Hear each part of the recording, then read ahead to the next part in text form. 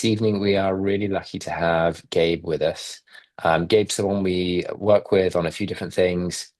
He's previously held a number of different roles, up to CEO for a food delivery company managing up to 8,000 employees.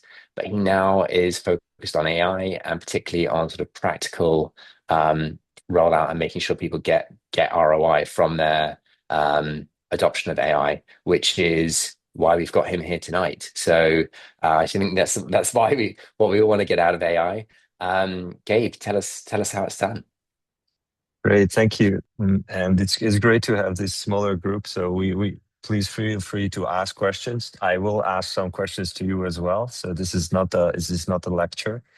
I will also not hold anything back. So this is not like a watered down version of how to do things. I think the point here is the knowledge is out there, but doing the steps well and answering those tricky questions is it makes a lot of difference. So I'm gonna give you the knowledge today, and of course 1 hour is not a lot for this, but I try to distill the main points for you. So the point is there was an MIT study last year about 95% of AI pilots are abandoned, and they don't necessarily produce an ROI. And the reason for that is that they are usually very poorly defined.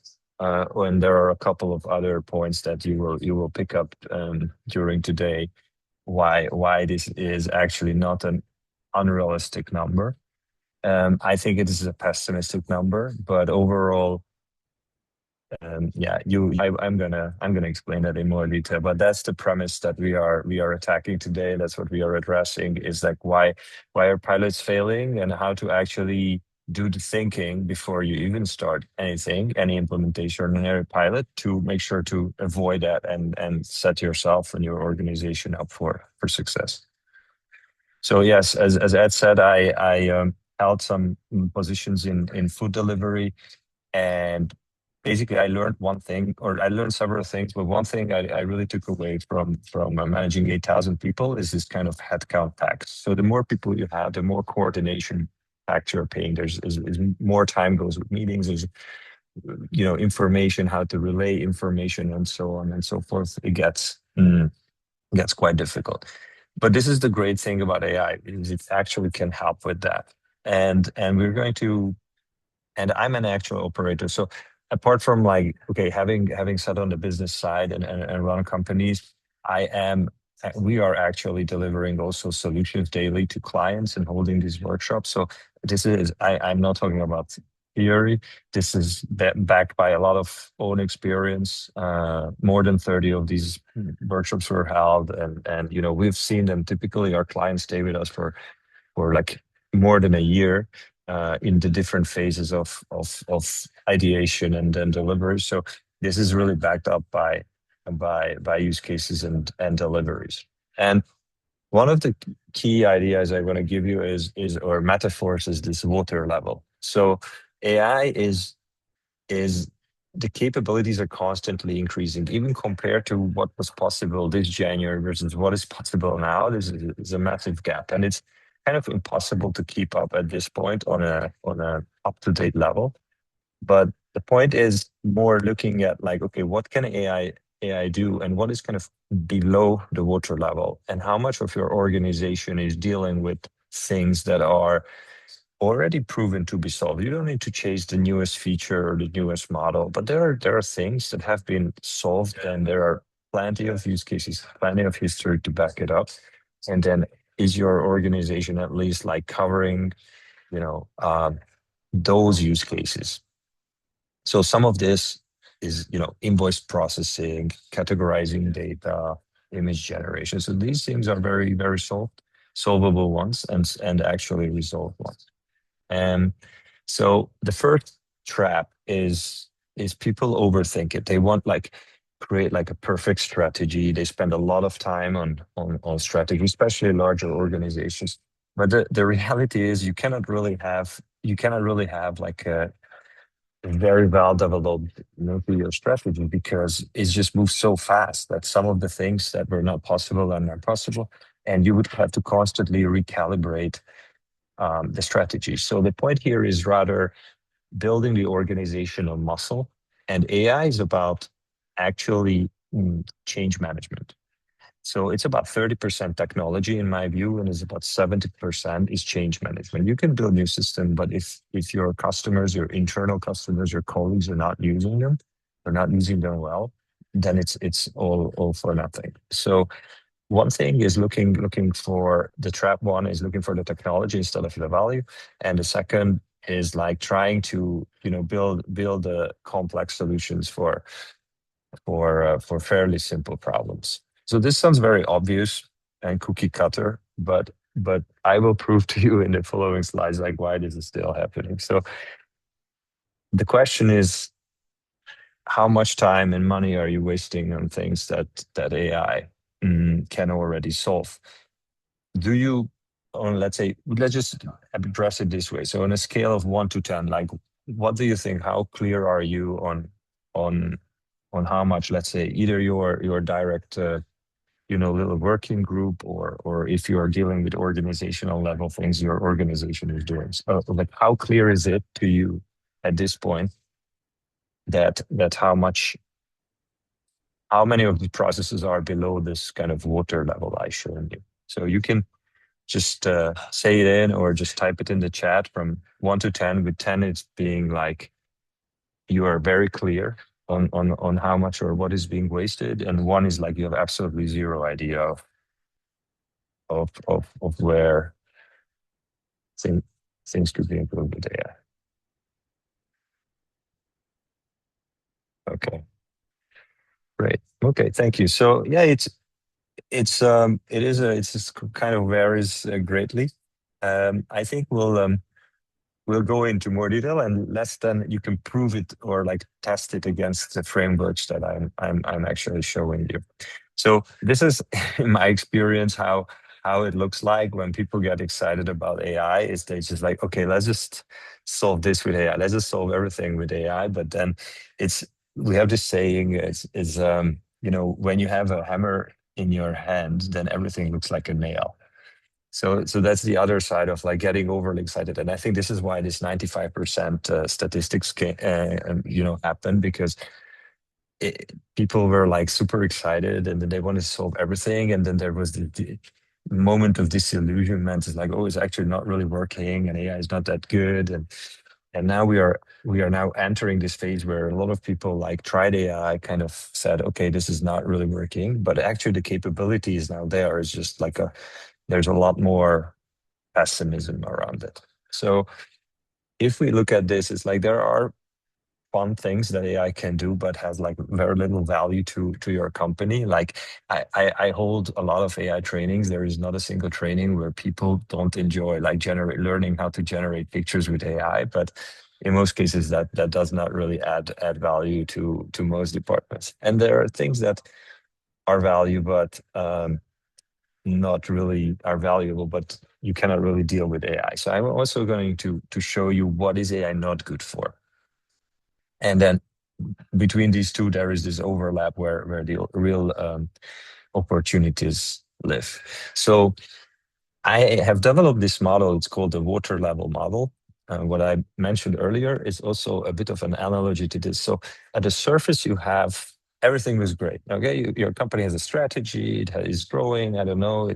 It has pricing. It has the right pricing. It has partnership. But when you go lower in terms of like how this value is being delivered and how the strategy is being delivered, this is where you can find gold. So one is like coordination. So these are the obvious ones, and this is mostly the ones of personal productivity. So one of you mentioned that we are thinking about whether we upgrade Copilot to the second tier and so on. So these are the ones which are kind of obvious. Okay, we want transcripts of the meetings, at least for the internal meetings. We want, some streamlined things in terms of the reports, coordination. And the third level below the surface is, or the actual below the surface is like manual operations. So this is where you can find really an unlimited number of use cases with various returns, because there's a lot of manual work done everywhere. These are not very sexy, and sometimes these are not surfaced because people don't even think like this could be solved with AI, and also because some of them are really embarrassing. So I will give you some specific examples in the coming slides of how these look like. And then there are deeper layers, which is okay, how to avoid silos and how to facilitate handovers, duplications. But those are a bit more complex, and there is no point of starting there. But a lot of times, people and management is bothered by these points, not really the manual operational part, which is somehow is just happening. And then especially like lower the middle management, people like just take, okay, I will also do this. I will help prepare the report. I will send that out.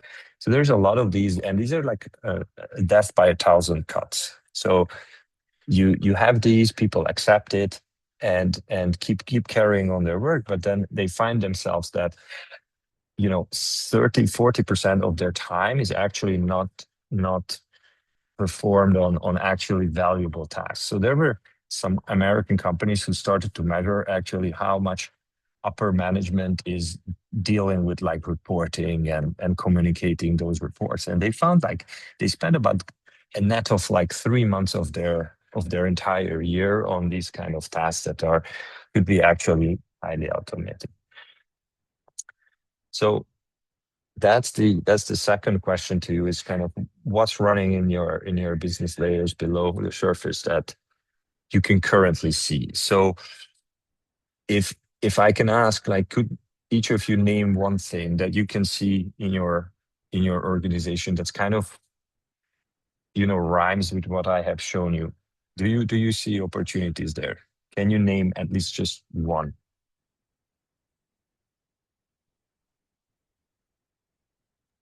Knowledge sharing. Okay.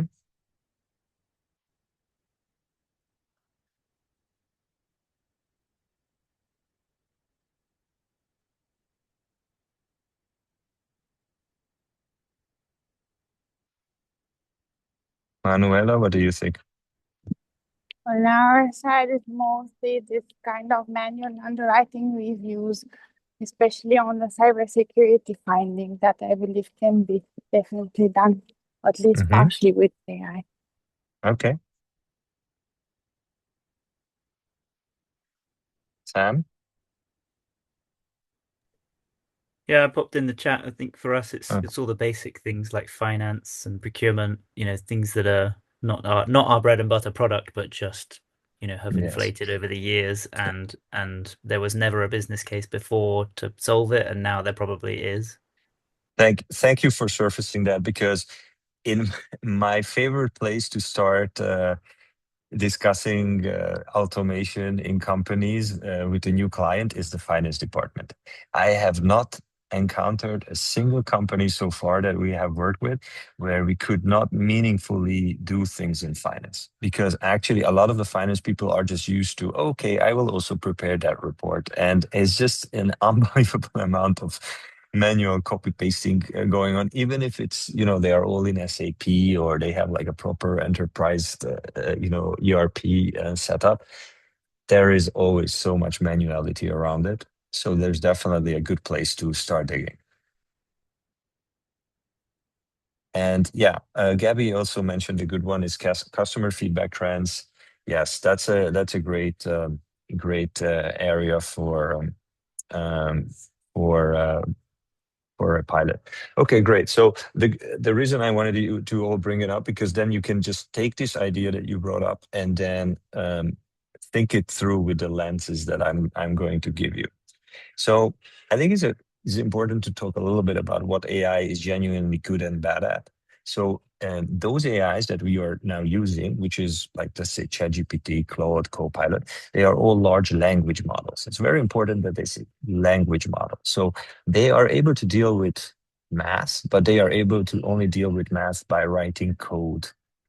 And they are not really fine-tuned for finance tasks. There are some specialized AIs that are much better at this, but in general, these models really disappoint people on finance tasks. They will not be able to just read a 4 or 10 sheet Excel file and really figure out what's going on there. They can now build pretty good Excel files. Like Claude is actually quite good at it now.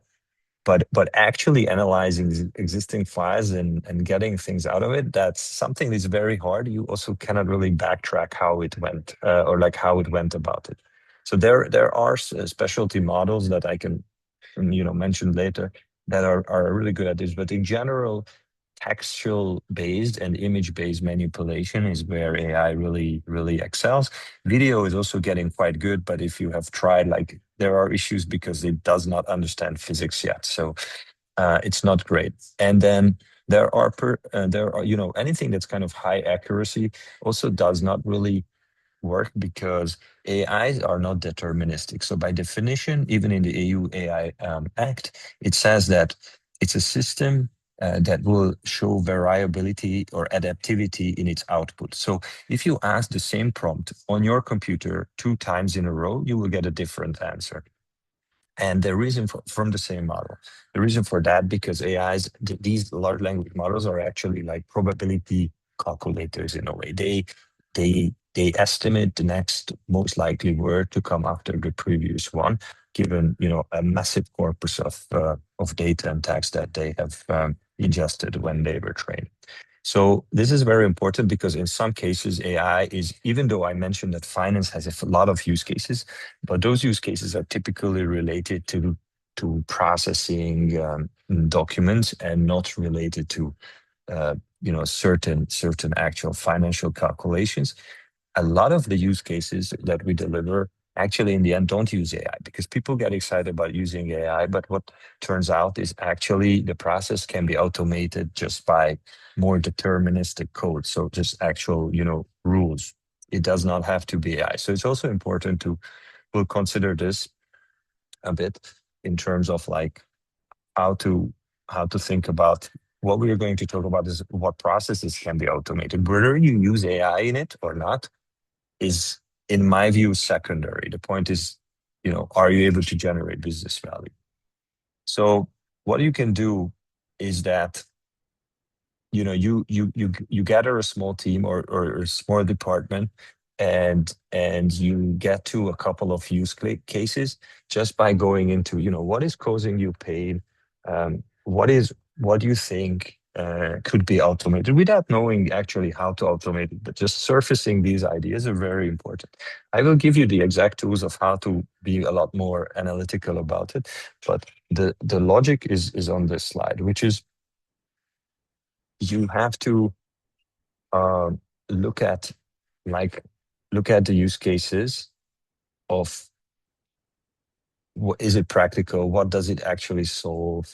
And so on and so forth. But what will happen if you actually do this exercise is you're going to get too many ideas. You're going to get like 7 ideas, 10 ideas. And it will be a bit of a headache of actually choosing which one to do. Because if you choose the wrong ones, especially if you are at the beginning of your journey, and it sounds like most of you are, then it will kill the momentum. And you will enter the statistics of the 95% pilots that fail, and it will also kill the momentum for further experimentation. So it's also very important to also look at the complexity of delivering it. And there are some very simple things you can do to make sure that to even try it before you actually do it. So now I'm going to get very specific. So I understand until now this is more like theory, but what you need to do is you basically define a pain point like this. So you write like a post-it, or you can do this digitally and say, very simply, you define a pain point. So here is one. It's an actual thing we have solved for a customer. Is okay. We receive like 100 email job applications a day, and processing it is a total waste of time. Even though juniors are processing it, it's a total waste of time.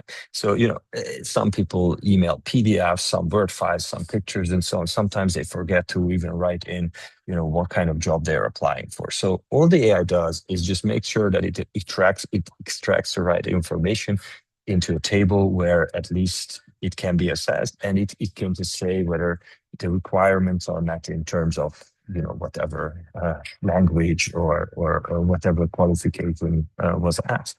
And then a human would review it, and whoever does not kind of pass, they would just click a button and that person would get a polite email informing them that they did not make it to the next round. So this is super simple. It uses extraction and matching. And all you need to do here is just to write here, pinpoint what it will likely use, and then how do you expect AI to solve it? So this requires zero technical knowledge, and it can be done very quickly. So if you have done that, then you will find that a lot of these are just the embarrassing problems. So here is one that I mentioned. I will tell you. So one of our customers, their top salesperson, we found out just by casually chatting that every Friday they spent like 3-4 hours copying some Excel cells into a Word template that they needed to send to production. It was for one of the biggest customers, and nobody around knew how to automate it. And that alone is like at least 10,000 euros or pounds a year. So this is a very simple one. This is on the lower end, but the point is your company and every department is full of these problems. And then when you're like encountering these, you might encounter that other people also will put up their hands as, oh, this is happening to me too. And suddenly the numbers get actually really, really big. And the actual use case or the solution is not very difficult. So you don't have to necessarily answer this to right now, but this is something that if you are talking to also other colleagues or thinking about it, this is a good start. So let's not start with the spaceship level AI project. It's like, what is kind of the most embarrassing thing that you have to do or somebody in your department has to do. And again, some people don't even realize, it's not like this person felt embarrassed by doing that. They just didn't realize that there is another way of doing it. And this is where this water level comes in. They just didn't realize that this problem has long been solved and you actually don't really need an IT or tech person to resolve it. So these are the three questions to ask, because I've shown you, okay, you can gather and come up with ideas, and you will have very likely a long list. And then what is very important is because it's very easy to generate a list. Also, a lot of people try to use AI to generate this list. So it's very easy to get a list of like 20, 30, 50 use cases. And that's when it gets a little bit more difficult. It's like, first of all, is there somebody who can explain with their own words how the process works? In even larger companies, of course, in regulated industries, this might be a little bit different. But even apart from the core workflows, it's very rare that processes are properly documented.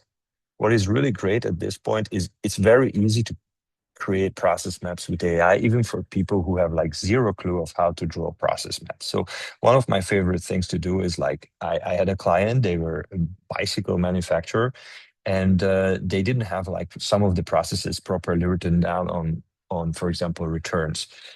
And I just went down to the warehouse with my phone and said, hey, can you just explain to me with your own words, how does the return process work? And this person started describing with his own words how it works. And I just recorded it with his consent. And basically the transcribed version, I gave it to ChatGPT and I asked it to actually make it into a process map. And it created a process map was just 80% right. But bear in mind that the person who described the process was like, yeah, this is the first step and the second step. Oh, I forgot. Before the first step, there is another step. So it was like absolutely all over the place. But this is fine. AI, like these text models, don't get confused about this. So you actually get a very decent, you can try it also with Claude, and there are pretty good connectors. And it can also generate natively the process map. So it's very easy to generate a process map, but the point is somebody actually needs to describe. And as our first test is actually, is this the process? Like, is there an agreement how the process actually runs, or everybody runs it their way? So that's very important. And usually there are manual steps, and it doesn't mean when we think about AI automation, we don't think about like we have to automate to 100%. No, if you can automate to 60% or 80% or just certain steps, that's already a big win in most cases. So you don't have to think about, okay, how do I make a bulletproof system that works every single time and that like does not need human intervention? And I'm going to go into to more detail for that in a second. So this is very, very important, because you can, with this, you can quickly like filter out the ones where it's like there is no agreement, or it looks like it's going to take quite a bit of time to actually come to an agreement of what is the process before you can even start to automate it. So now you work for larger companies. So I think the other part is very important, is you actually have to draw a line. So what I described first is where like things that you could potentially, with some training, even your colleagues can solve, this Excel, Word file, and so on. This is great for momentum, but this is something that with a bit of training, actually people themselves can solve. But the point is, as an organization, you would need to also think, okay, what is our threshold? So what are we actually looking for when we are looking for use cases? Are we looking to, if it doesn't save or make more than like 100,000 a month, will that even move the needle for us? Will the manager or the project sponsor will care about this, or this is going to be just like a vanity project or something that people are passionate about? So it's super, super important. When we deliver projects, even if the client says, I want to do this project, we don't do it unless we really understand that there's going to be a return on it. A proper return. By a proper return, I think it's not unrealistic to expect that you would have to have a 3x return on the actual your investment of how much it takes to develop the project. I don't really do anything that's below a 3x, because then it's not a no-brainer. Especially in the beginning, it's really important to do the no-brainer project. So some of the projects that will come, especially from leaders, are the things that that bother them, but they doesn't necessarily mean that this is the one that really needs to be solved. So this is a really important filter as well, to actually look at what you will gain from it. And that's why, as I said, like a list is not a plan. So also there are recurring costs with AI. So the problem with AI in that sense is the costs are not flat. So until now, when you did like an IT project, once they coded it, there were maybe some server running or maintenance costs, but in general, it did not really swing by usage. That's how, software as a service companies make their living, is that if they add 100 more users or 1,000 more users, it's like barely moves the needle in terms of how much it costs to operate the infrastructure to service that. But in case of AI, that's not true, because every single query costs tokens, and more expensive problems cost more tokens. So actually, it's not a linear number, it's more like a wave, but it keeps going up as AI usage goes up. So this is why, again, it's very important what I mentioned about the ROI. If the math doesn't work properly, then it's not worth doing it.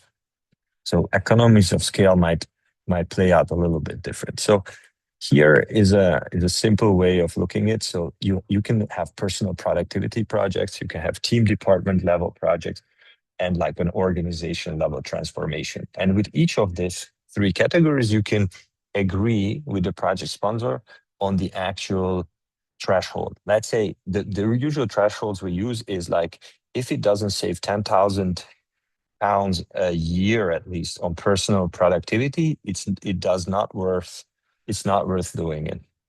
If on a team department level, it will depend on the size of your company and your operation. But again, this is where this kind of 50,000, 100,000 pound mark would come in at least. And then for organizational transformation, it's likely be, £1 million or above.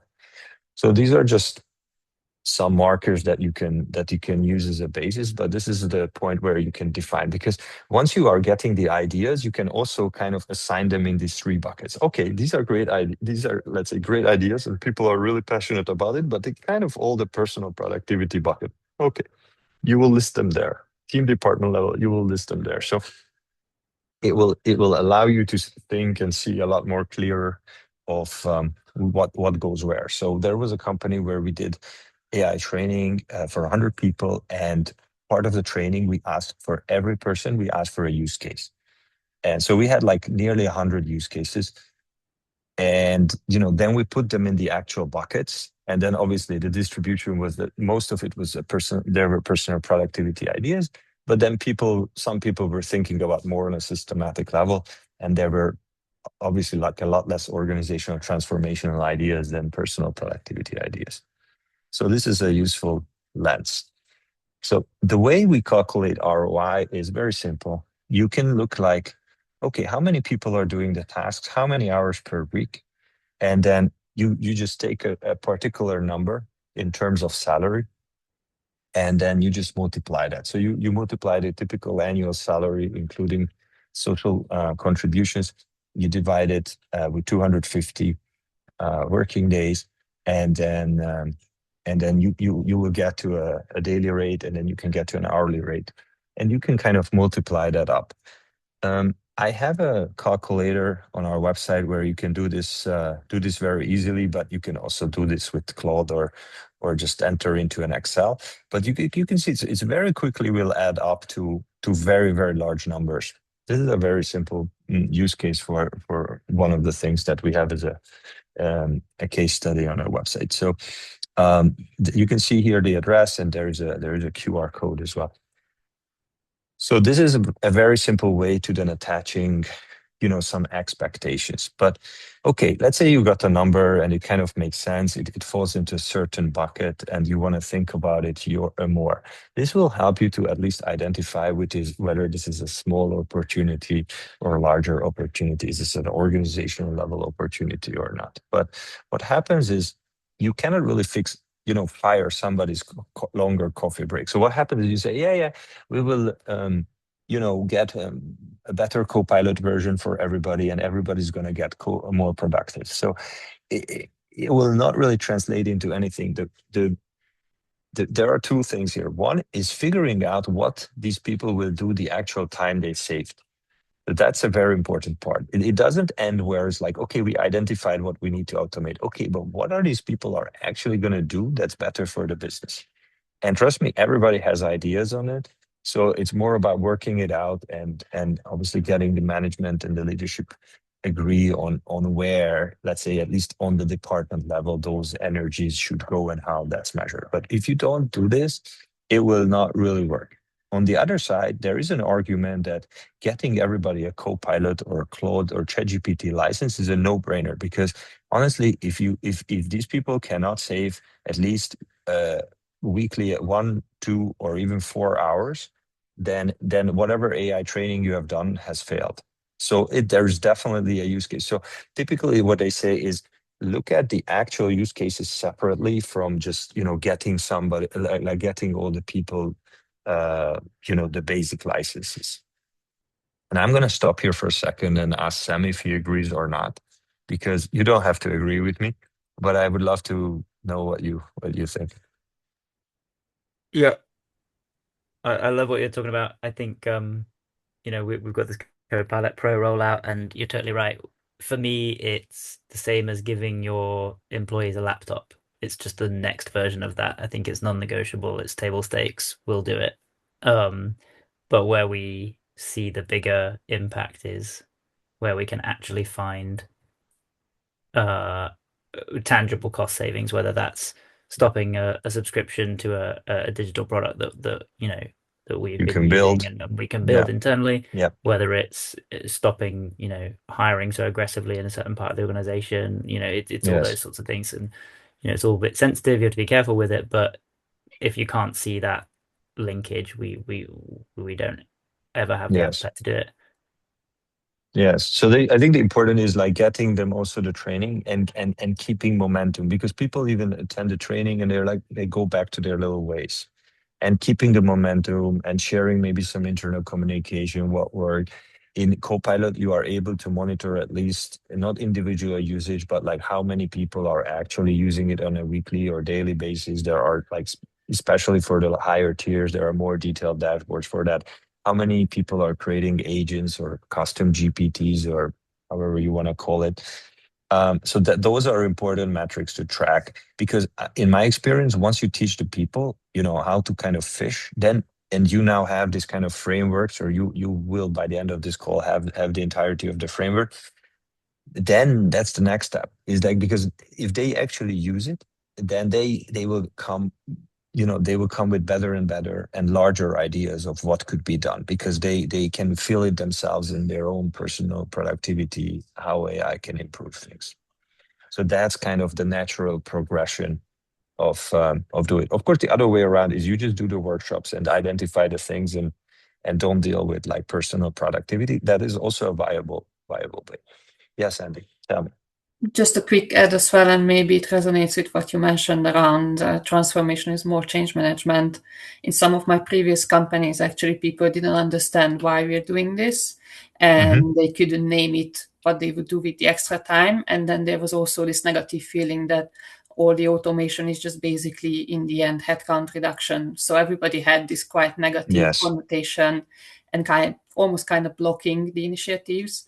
While in some of the companies and my current companies, we actually start from what would you do with an extra 4 hours a week? And people Yes. have a lot of things, and then they get excited about it. And then we kind of build on top that this is why we're doing. So I think it's quite interesting to also keep that in mind in these projects to manage the teams and the people's motivation. I agree. It's also, will depend on what industry it is. Not everybody's going to be very excited about it, but I have this year already trained like 300 people, more than 300 people personally in AI usage. And my experience is there are always detractors, but it's more important that during the training, we talk about, okay, what's your reservation? What do you don't like? What are you fearing? And we talk about that. We don't ignore these or just pretend it doesn't exist. Yes, AI has massive risks, even on an entire societal level as well. So I think addressing it will make everybody a bit more comfortable. Not addressing is what makes people a lot more uncomfortable, because then everybody lives in their own head and have their own version of what it is. So yeah, I agree with you. This is a very important part. So yeah, we talked a bit about this kind of phantom saving and so on and so forth. So I'm going to further. This is a lovely picture with three hands. I just left it there. I loved it, so I didn't want to fix it.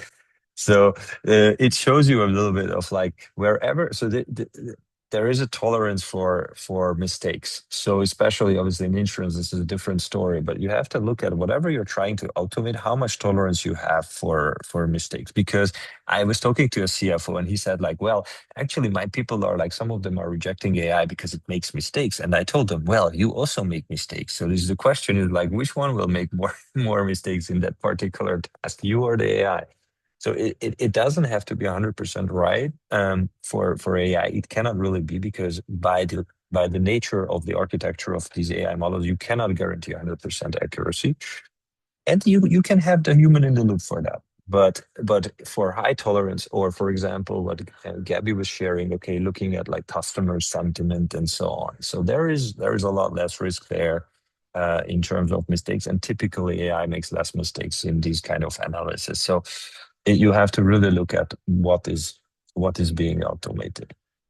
So you look at the pain point, and then you look at okay, how that could be automated. So here are examples like, okay, this is the CV one I already mentioned, and then basically you can make a scorecard, which is has the solution name, the problem dimension, the value. So what are you expecting to get out of it? What kind of solution? I will talk about that in a minute. And what kind of data it uses. This is also very important. People are sometimes very vague about it. It is very important to try to really nail it down. We're going to use the data from this table or from this report exactly, and so on, because then you start to find out like you actually have a data problem. Okay, like our data is all over the place. That's completely normal.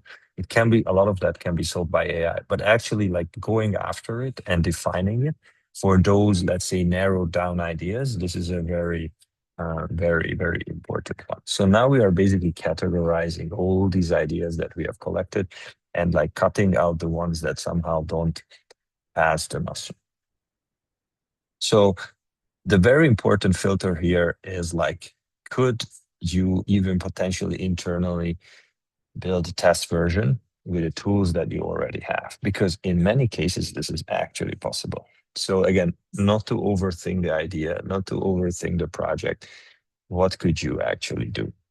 And here is a useful, visual for that. So you start with like basically like an assistant. What is it is like a custom GPT or something like a project in Claude. So you don't have to build a fully automated version first. Try to do the first one, and then go maybe into what is called a co-pilot, is where you are using it alongside your work. And then autopilot is when it's like actually is integrated and can deal with the usually can deal with a problem, and an agent where it can also actually troubleshoot or problem solve. So, but you should enter the project first at this assistant level and then go further, and not the other way. The problem is everybody wants to build an agent. Like, that's not where you start, because for that you need to understand all the edge cases. You should have already run the process and so on. We talked about it earlier. You might not even have yet the process properly defined.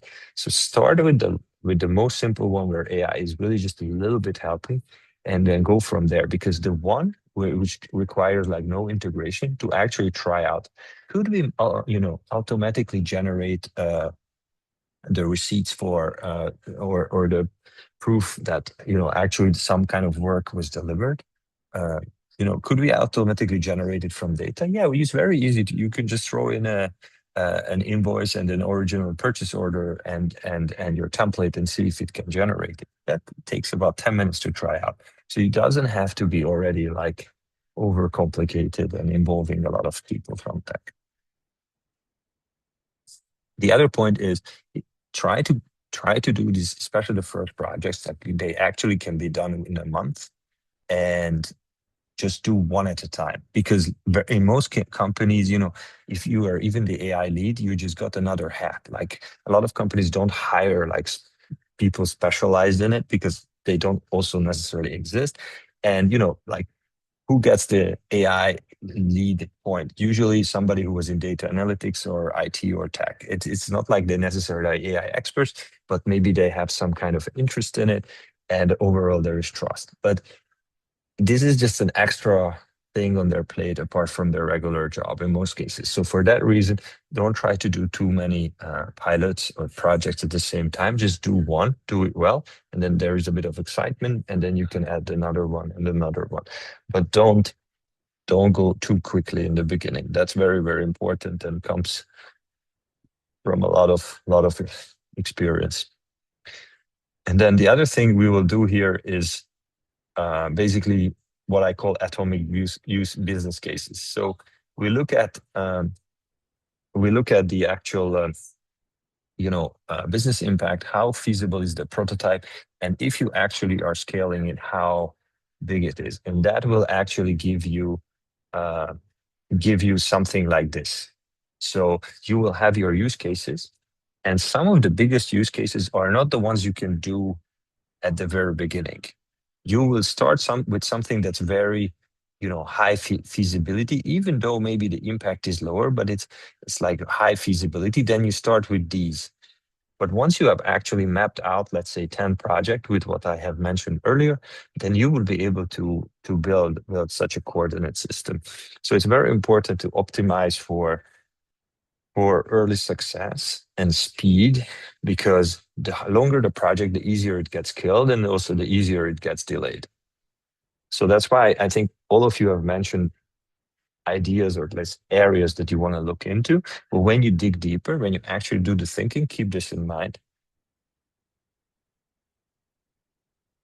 So here are a couple ones that we have done, just to not to just talk about theory. So invoice processing. I have not found a single company, even if a lot of it was automated, that there was not more things to be automated there. You need to get the invoice, you need to match it with the purchase order. Maybe you need to enter it into several systems. You need to reconcile with bank records. You sometimes have like intercompany charges and so on. There is definitely room there. Then HR, by automated CV processing, I'm only talking about the categorization, not about deciding who gets hired. That's a extremely high risk use case, not recommended. Contract generation, standard contracts for standard things where you already have, let's say a process for it.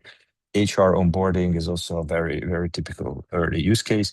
And then document handling, it's also maybe some of the older documents were not digitalized properly, or they were just scanned, but not properly optically characterized. So I've been talking to a compliance manager at an investment firm, and they have like 6,000 contracts where they just want to look at a particular clause and check out of the 6,000, how many have the actual right wording that they need, from the past. So that could be also a very good use case.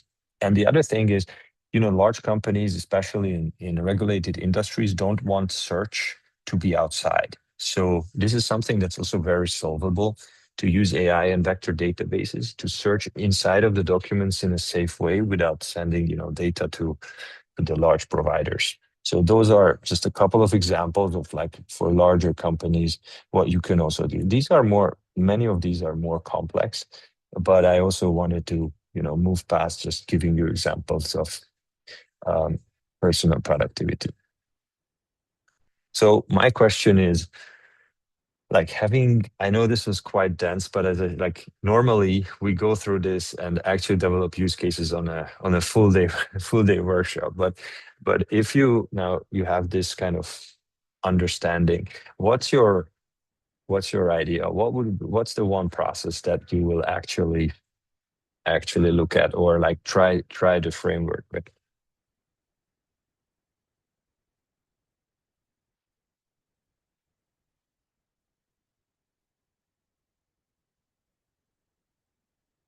It can be super simple as well. There is no right or wrong answer. I just want you to think about it a bit, so you leave with something very, very tangible.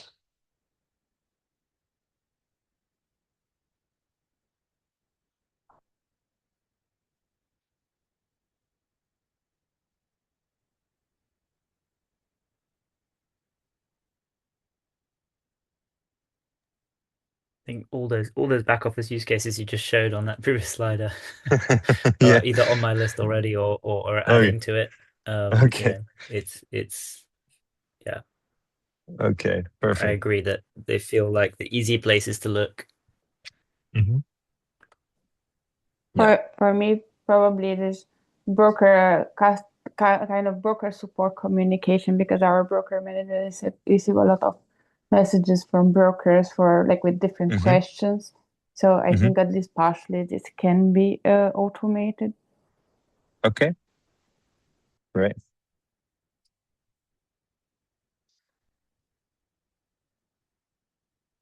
Let's hear one more then, and I will move on.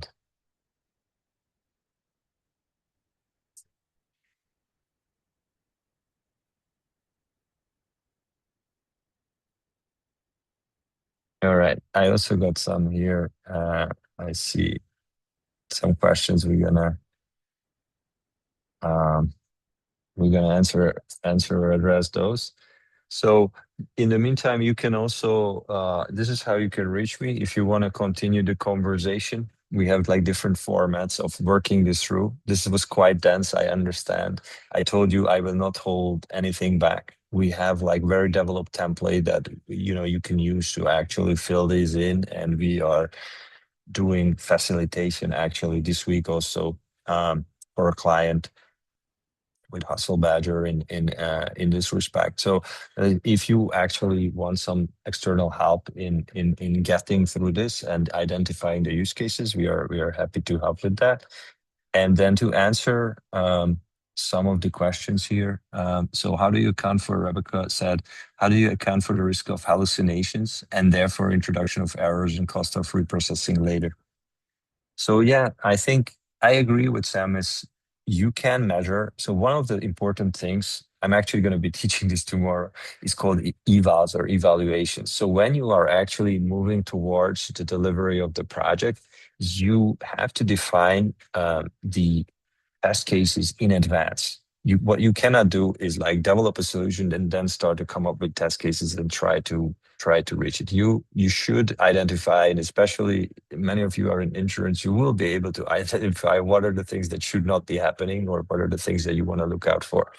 And if you define that in advance, then when the solution is being built, it's going to get constantly tested against, and simply it will not pass, and it will not go into pilot, or it will not go into production if it doesn't pass those. So part of the evaluations can be done by AIs, and of course, part of it will be done by humans. And in some cases, one AI is going to grade the other AI's work. There are some really good mechanisms for that. So it is possible to define that. And hallucination can come from a lot of things. One is inherent in the models, but mostly it is because of bad setup or bad design.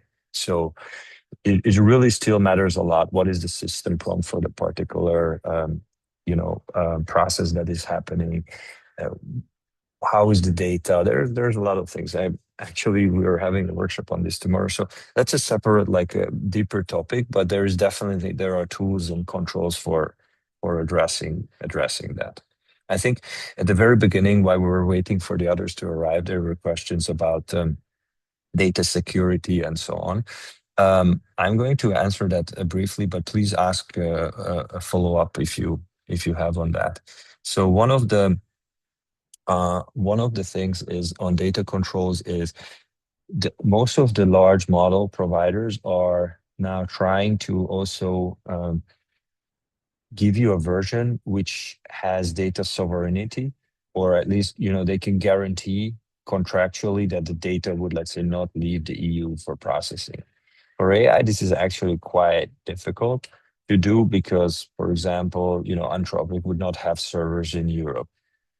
But what the other part is zero data retention, which they would then contractually agree that the data will not be retained in any form.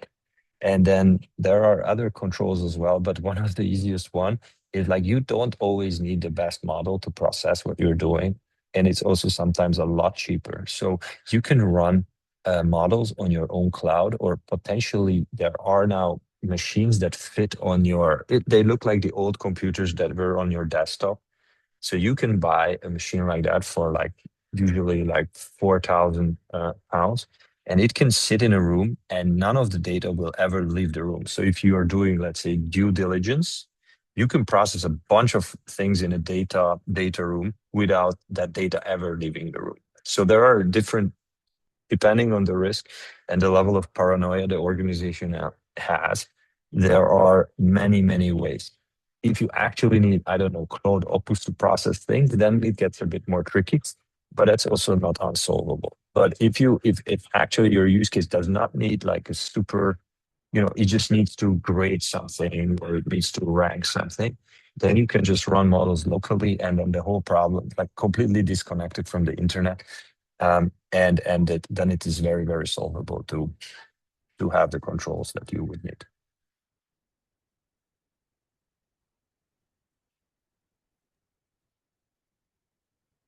Gabe, thank you so much for this. This has been an absolute tour de force on how to do kind of practical AI rollout to your company. Thank you for sharing your links there. We're just about out of time, so I think we'll have to wrap up there. But I know you're open to people reaching out on LinkedIn. We've got the QR code, and I've also put your LinkedIn URL in the chat. We will kind of summarize these links and send everyone who registered a quick follow-up email as well. But thank you once again for amazing presentation, and hope to see you all soon. Thank you, everybody. Thanks for the questions. It was a pleasure to meet you. Have a great evening. Thanks. Thank you. Bye.